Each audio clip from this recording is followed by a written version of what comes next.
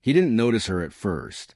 That was the strange part, the part that would later echo in his mind like an unanswered question, because when people told the story afterward, they always assumed it had been obvious from the beginning.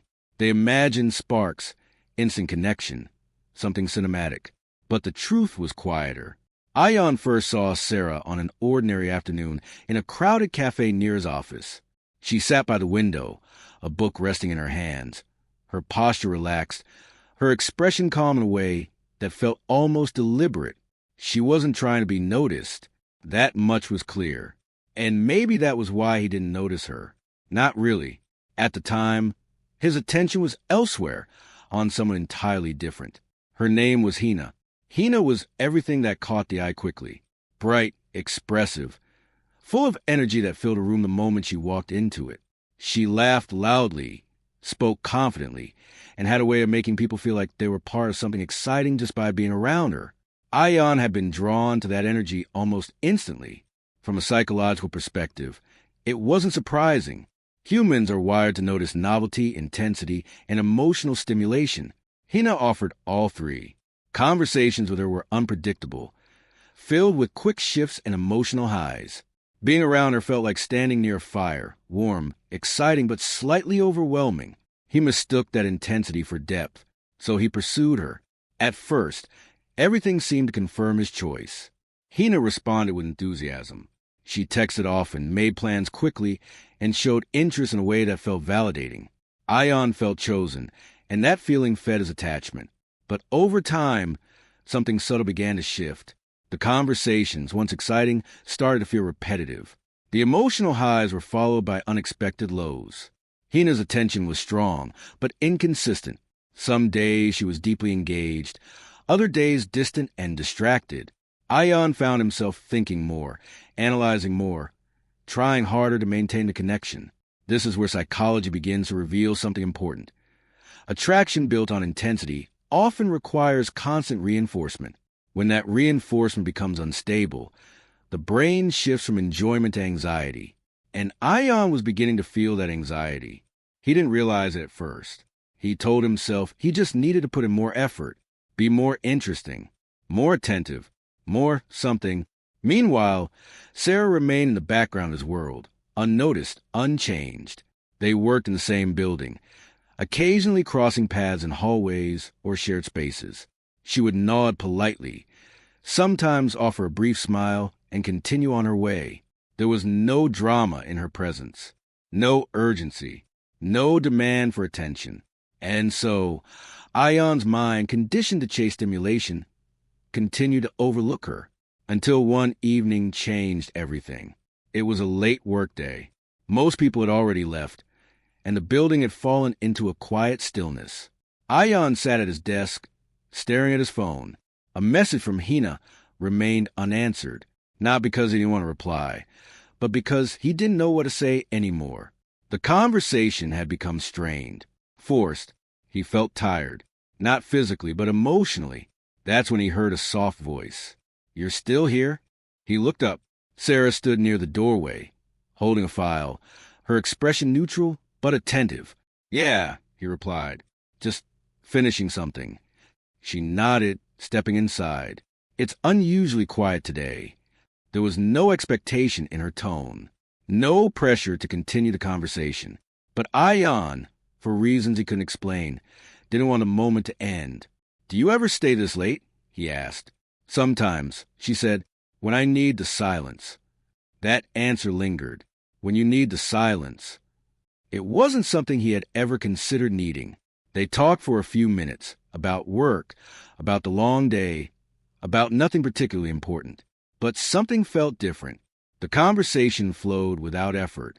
There was no need to impress, no need to perform. And when Sarah eventually left, she simply said, "Good night, Ion." No hesitation, no lingering expectation, just a quiet exit. That night, for the first time in weeks, Ion didn't feel mentally exhausted. He didn't overthink. He just rested. Days passed, and something subtle began to shift in his awareness. He started noticing Sarah more, not in a sudden, dramatic way, but gradually, like a pattern slowly coming into focus. He noticed how she listened carefully when others spoke, how she didn't interrupt, how she responded thoughtfully rather than reactively. He noticed her consistency. She didn't fluctuate. She didn't demand attention, but she didn't withdraw it either. From a psychological standpoint, this is where a deeper form of attraction begins to develop. Familiarity combined with emotional safety. Unlike intensity, which activates excitement, emotional safety activates trust. And trust builds slowly. Ion didn't realize it, but his mind was beginning to shift from seeking stimulation to seeking stability. Meanwhile, his connection with Hina continued to weaken. Their conversations felt forced. The excitement that once defined their interactions had faded, leaving behind a sense of imbalance. Ion found himself questioning things he had once ignored. Why did he feel uncertain so often?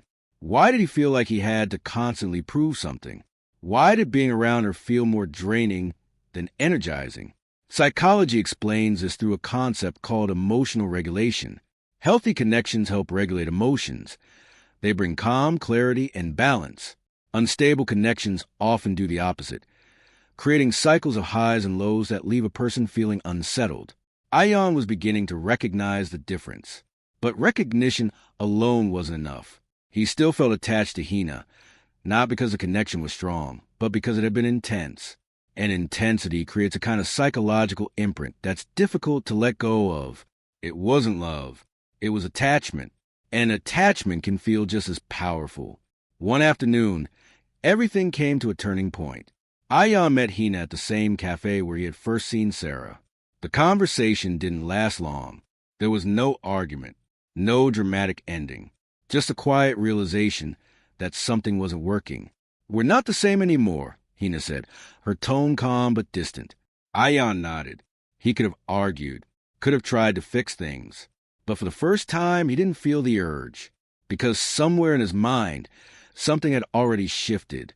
And as he left the cafe, he noticed something he had overlooked before. Sarah was sitting by the window again. The same spot, the same calm presence. But this time, he didn't walk past her. He stopped. "Mind if I join you?" he asked.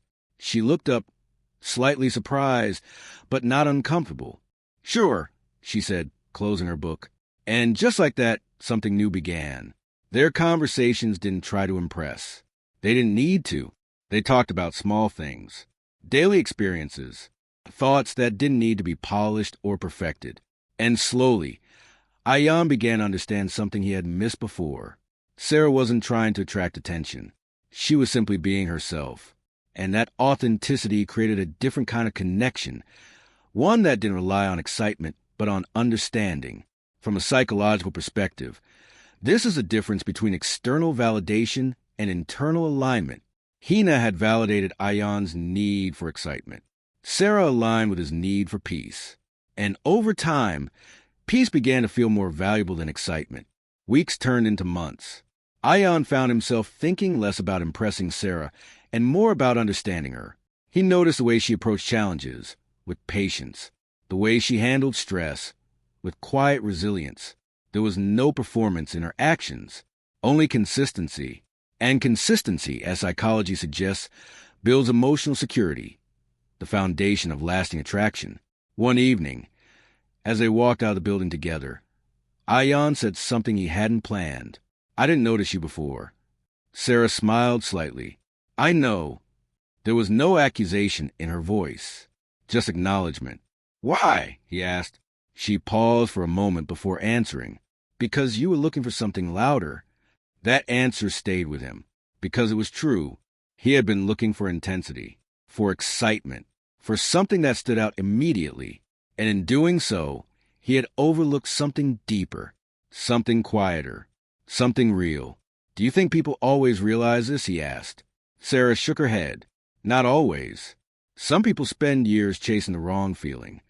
"And what's the right feeling?" Ion asked. She looked ahead, her expression thoughtful. "The one that doesn't make you question yourself." That was it. Simple, clear, and undeniable. Ion realized something in that moment, something that explained everything. He hadn't chosen Sarah suddenly. He had grown into the kind of person who could finally see her. Because attraction isn't just about who the other person is. It's about who you are when you meet them. And when Ion first met Sarah, he wasn't ready to recognize what she offered. But now he was. That's why men sometimes choose one woman after ignoring another. Not because the second woman changed, but because the man did. His understanding evolved. His priorities shifted. His perception deepened. And suddenly, what once seemed invisible becomes undeniable. As they reached the end of the street, Ion looked at Sarah and said quietly, "I'm glad I noticed you." She smiled, not with excitement, but with something steadier. "I'm glad you were ready to." And in that moment, there was no intensity, no dramatic spark, just something far more powerful, clarity. And sometimes, that's what real connection feels like.